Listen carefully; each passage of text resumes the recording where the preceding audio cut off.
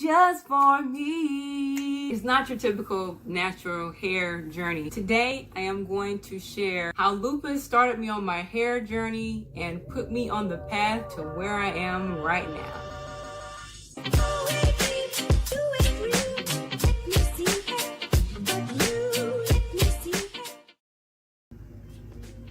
My name is Jaquez. Welcome to my channel where we talk about hair, beauty, and lifestyle things.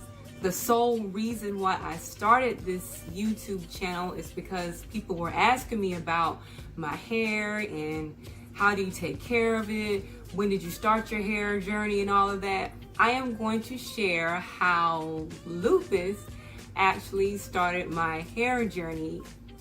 Let's get to it. For those of you who don't know, lupus is an autoimmune disease. Pretty much your body attacks itself. Lupus can affect your skin, your joints, your kidneys, etc. But for today's video, I'm really just going to share how it really shaped my hair journey. It really started my hair journey.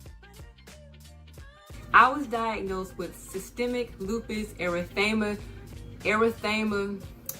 SLE, systemic lupus, but whatever. I had the butterfly rash on my face, and if you know, that's actually a common first sign of lupus, if you will. Also, I had an ulcer. An ulcer covered the entire roof of my mouth. So that, along with the rash on my face. Long story short, saw a specialist and I was diagnosed with lupus at that time, and that was around July 2003, right before I started my senior year in high school. But anyway, my hair was permed as a child. My mom used one of those just for me relaxer kits. Just for me, just for me. Justforme. If you remember that song, comment that down below. My hair was permed as a kid. Elementary school, middle school, pretty much high school as well. My hair was permed. My mom and I started noticing my hair was thinning around March 2004.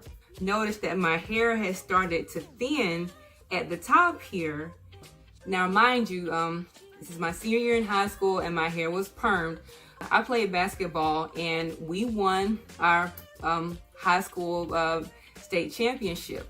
In some of the pictures that were in the papers, when my hair was slicked back in a ponytail, I could see my scalp in between thin strands of hair. And if I have pictures, I'll put them in. Didn't really know what was going on. I was starting to thin up here, the top of my head, and in the back of my head as well. And that's when we noticed this alopecia. I was going through alopecia. What my mom and I did, rather my mom, because she had the money, ended up buying some satin scarves in every color because I still wanted to look fly. Yes, I was going through, but I still wanted to look stylish. I still wanted to be me.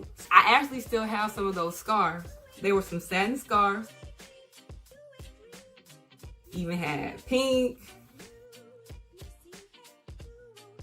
My mom had to get a note from the doctor so that the school would know why I was starting to wear these scarves all of a sudden. To some extent, to say why I was covering my hair at this particular time.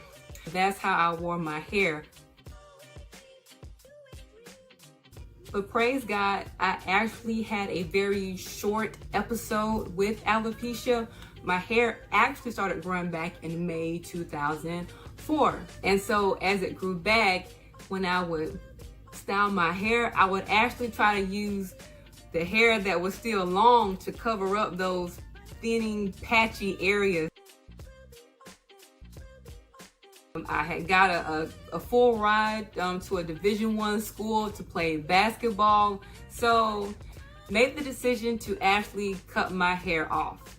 Actually, my mom cut my hair with some scissors or something like that, and we ended up going to the barber so that he could shape up my hair. But the reasons why I decided to cut my hair, because Definitely was not going to put another perm in there because my hair had just started to grow. Wasn't really sure about the whole alopecia thing still. Figured it'd be best to just cut it off. It'd be easier to manage. At the time, that seemed to be the best thing. Throughout college, I wore my hair low. I would go to the barbers and get my hair cut. I experimented with getting a couple of texturizers. It was a hot mess. I experimented with even getting a wig. It was like a burgundy wig, and I'll insert a picture. It was a hot mess. That was college. I graduated college in 2008. So almost like 10 years or so, I wore my hair low. And I rocked it now. Your girl, I rocked it. You know, I rocked it, the low haircut. I decided to change up how I wore my hair. I was gifted with one of those tornado coiler sponges. You know, the sponges that have the holes in them. I decided to try it. I let my hair grow just a little bit of thickness, and I just used that sponge. And thus far, I really liked how my hair was looking with that. It was in 2016. I don't know how this person's picture came across my feed, but it was the YouTuber Ambrosia, and her hair was in this big, beautiful, fluffy afro. I'll insert a picture if I can come across it. Oh, and I think this is when the natural hair was really, that movement was really starting to come about. That's when I started to notice it, that is. Either way, I decided no more with the sponges because I kept going through those sponges. They kept tearing them up because my hair was getting longer and thicker anyway. So I'm like, okay, I'm not going to do the tornado coils anymore, that sponge anymore. I'm going to let my hair grow. It was election day 2016, Trump versus Hillary Clinton. That's why I decided to let my hair grow. So from 2016, 2 years, going on 3 years later, this is where my hair is now. I had to learn how to manage it because that's when I learned that every natural's hair journey is not the same. Honestly, I don't think if I hadn't experienced that episode of alopecia when I was diagnosed with lupus back in high school, I don't know if I would have actually ever made the decision to cut my hair off in the first place, wore it natural, to actually let it grow to where it is now. And it's just crazy to know that my hair went from this to now this.